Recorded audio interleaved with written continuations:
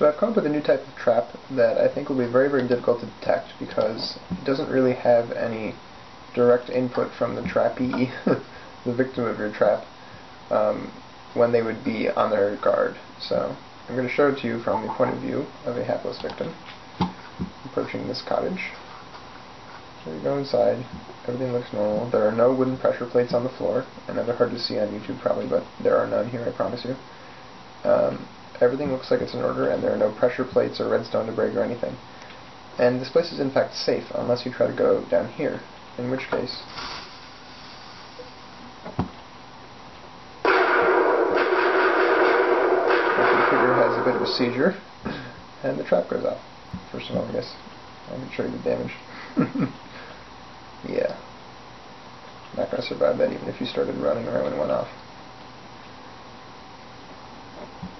Alright, I'll reload back to before that happened and show you how it works. So I've reverted to a world where my trap is still intact, and in this world, rather than TNT, I just have a harmless note block hooked up to this mechanism, so that where it would normally explode, it'll instead just make a sound. Oops, that's my old minecart. So let's see if I can show you what's going on here. Shot down the painting from a distance, and as you can see, there is a block of dirt on a pressure pad behind where the painting was. And this is really the secret to the trap, obviously. When you get close enough, as in my automatic departing minecart system, you pick it up automatically, and the painting weren't there. The sound goes off, which is actually TNT in the armed version. So really you're just taking advantage of the fact that paintings are pretty much invisible to items, and you can pick up items through them, and the paintings can be used to hide holes in the wall. So the problem is, of course, it's great to have something back there that you can pick up, but the problem is to have something keeping that pressure plate down, otherwise your house will explode. And if you don't manage it properly, obviously, as soon as 5 minutes is up and your item despawns, your house will go kablooey. So the issue is trying to rig up a system that will only be active when somebody is likely to fall into the trap. And that's what I've come up with. So I have a series of, there's 2 dispensers back here, with a series of timing differences and delays, which I've made a mock-up of that I will hopefully be able to explain this better to you with. So here's my mock-up I made of the whole system. Basically the idea is that somebody triggers something you can use. For example, in my trap I actually used the minecart track. In getting over there, you went over a detector rail which triggers the whole system and sets it up.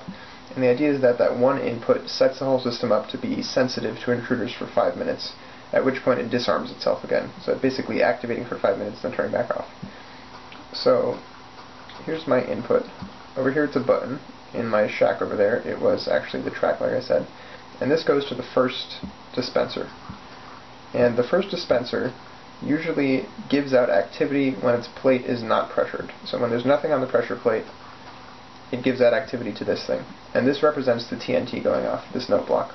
So this torch, if it ever turns on, will blow up your house. So this right here is the only thing keeping that from happening right now. And that's happening because there's nothing on this pressure plate. So what you want to happen is for this to be the sort of like arming and disarming device.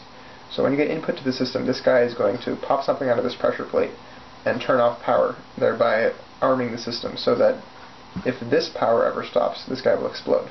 Now of course this power has to turn on in the first place, and that happens one short gap after this guy activates. So we have one short pause, goes up to this dispenser up here, which shoots down behind the painting and puts on the trigger system. So basically what these delay lines here do is ensure that there is still power to this explosion torch while the switchover is happening. So this delay will sort of hold the redstone power in it. It'll slowly trickle down through these and then only turn off after this second dispenser has put the item on its pad and started to provide support to this torch here, at which point it'll turn off and everything will ride on that dispenser there, which is inside the house and sensitive to intruders. And the other way around, when they despawn, because of this delay line here, there will be a slight delay between this item despawning and that item despawning. So this item will despawn, and because of this runaround I've made here, power will immediately come back to this torch here. It'll basically go around the delay line. So the delay line only delays the power going off. It does not delay the power going on, and that's very key here. So the power immediately goes on, and then the power immediately from here goes off as this item despawns. So yeah, I hope I'm explaining this well enough. It's a little bit complicated to explain.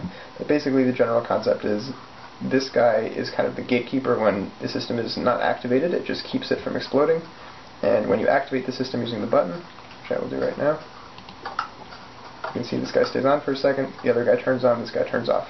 Basically switches over control to the guy inside your house, and if somebody comes by during the next 5 minutes before the item despawns and sends control back to that guy, they'll pick up the block and explode themselves.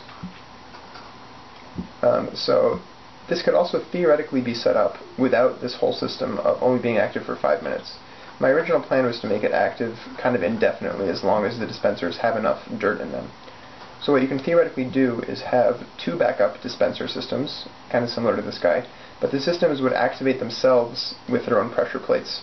So basically they would spawn something onto the pressure plate, and as soon as it despawns, spawn something else onto the pressure plate, etc. They just keep on dispensing once every 5 minutes. And if you have 2 of those going exactly 1.5 cycle away from each other, so every 2.5 minutes one of them switches the item on the pressure pad, then they can both be feeding the main guy in your house, so there's always going to be 2 blocks on this sensor plate here. And that'll allow you to not have to have this triggering system, but you'll have to rely on having enough dirt, which isn't really that big of a limitation actually, since each one lasts 5 minutes. You can go for like several hours with a stack or 2. And that's probably long enough for somebody who's wandering around on a multiplayer server, for example, to find your house and blow themselves up in. So that's another possibility. Another thing to note, I found out that you can actually use doors instead of paintings. I don't actually have a door on me right now. But basically you can place the door on the block outside of the sensor pad so that it's actually on this block and not that one. And it'll just kind of stick away from the wall awkwardly. But you can use the door because the item will go through it the same as it will go through a painting. And that might be less suspicious. I don't know, if people start getting suspicious of paintings, you can always resort to doors. That's basically the idea though, just using proximity to items as the trigger rather than anything the player can actually watch out for. Let me know what you think. Hope you like it.